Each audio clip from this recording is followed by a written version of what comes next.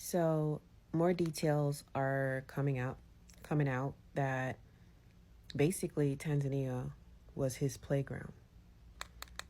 Okay. Apparently he goes there on a regular basis. A lot of people who are from there know him, and that's his playground. So she took that long ass flight to go be in his playground. And apparently there's some stuff, information coming out that, and I'm not here to verify or not verify, but based on what I've heard, it really sounds pretty legitimate. Well, we'll know sooner or later if that's true. But apparently, she must have found out that he was cheating or something. They had arguments about it. Some of the arguments took place in front of the staff at the hotel.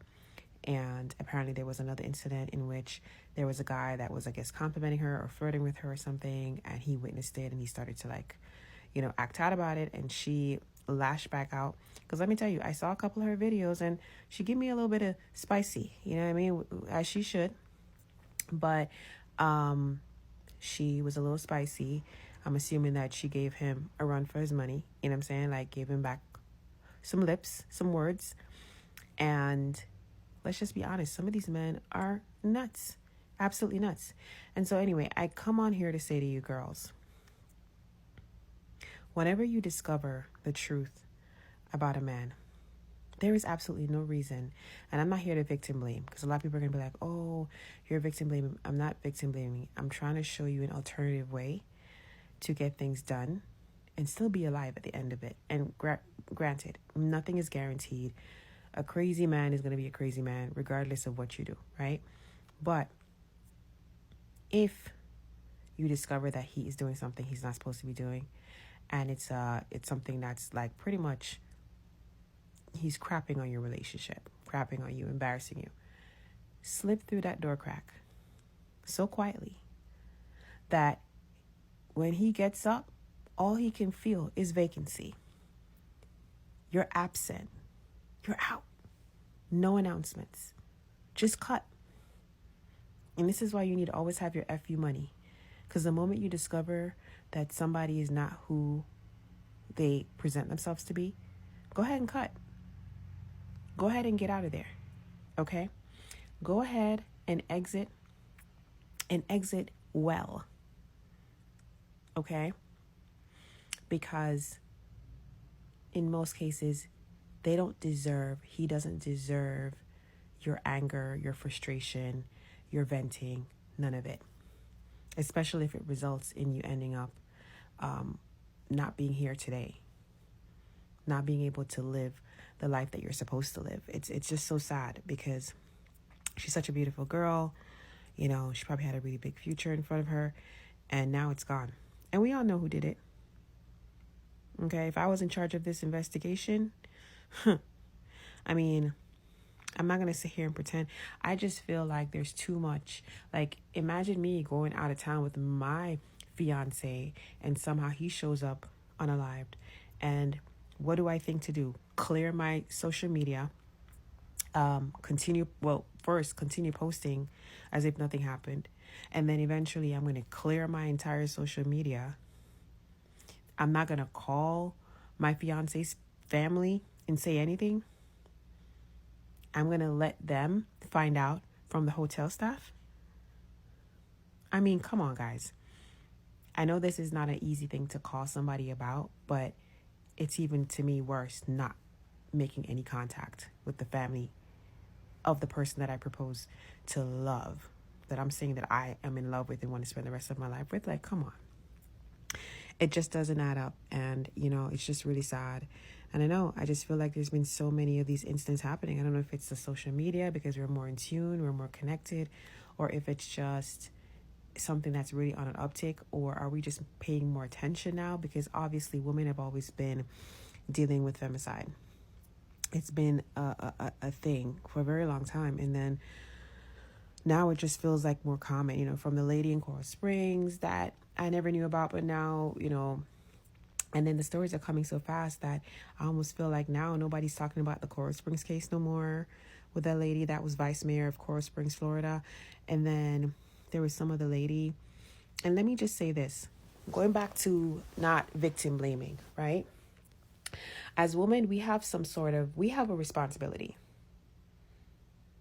And it's not always foolproof, and it's not always going to work every single time, but we have a responsibility to use our discernment and use our lived experiences to assess what our future entails. I watched a video of a breakdown of a woman in Georgia who was pummeled to death by her man.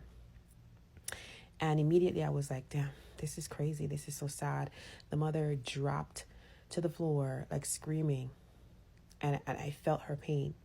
And then towards the end of the video, come to find out, he's beat her up before. He has also beat up her sister, bust her lip to where only her gums were showing. Right? This is all in a police report. So he has a history of being violent.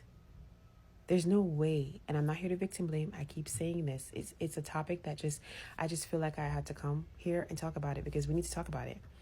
And we need to talk to our homegirls about it. And this is an ongoing issue for years and years and years and years and years, where women see men display certain behaviors and we still stick around.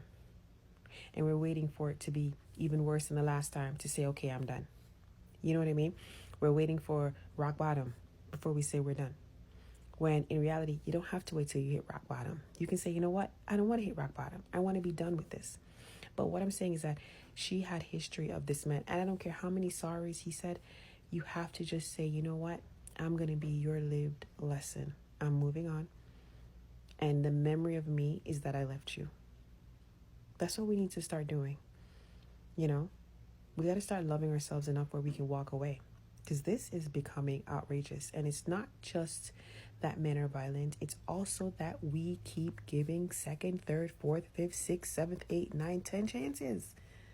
Like, this is outrageous. You know, there's got to be some consequences here for their behavior. And all men are obviously not like this. But this is happening way too much. And we need to start having those discussions about how we create the space for this to happen in many cases. Not all. It's not foolproof. But, you know, sometimes the proof or the red flag is not actually physical, right? It could be as simple as him always having some drama going on a special day. You're graduating, there's some drama. It's your birthday, there's some drama. You know, there's something, you got a promotion at work and they're celebrating you. He's got some drama going on. You know, like, that's a sign of the kind of person you're dealing with. And he may not turn around and annihilate you today, but he might do it 20 years from now, because he doesn't know how to process his emotions. He doesn't know how to celebrate you. He doesn't know how to make you number one for today or for the moment. You know, we all got to learn what love looks like. I think women have lost the concept of what love looks like. We think love is flowers and trips and being recorded on camera, being treated right. While behind closed doors, you're being pummeled, you're being disrespected, you're being spoken to with no respect. What is going on?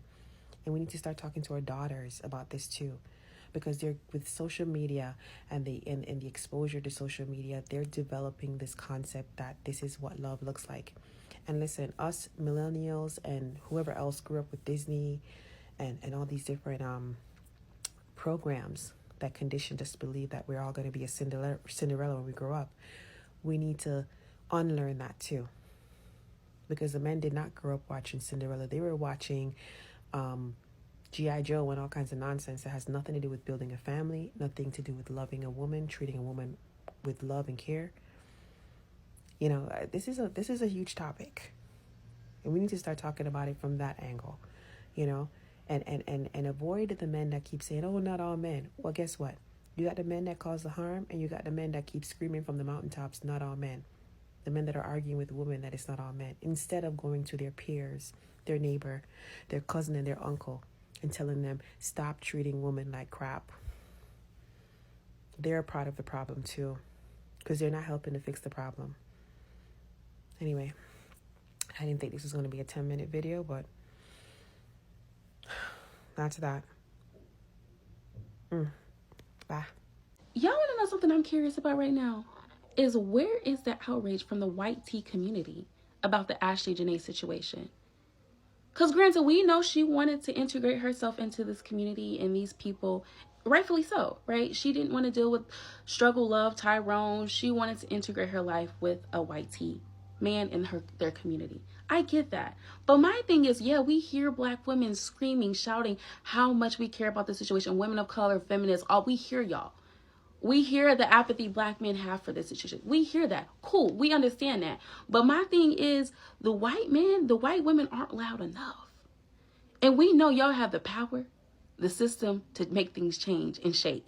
When y'all are ready to galvanize and rally and advocate for things that really matter, you will. Remember that situation with the Ukrainian woman that was fatally by a black man? Yeah, and there was law passed. Yeah, y'all can make things shake with expedient, with expeditiously, okay? Let's be clear.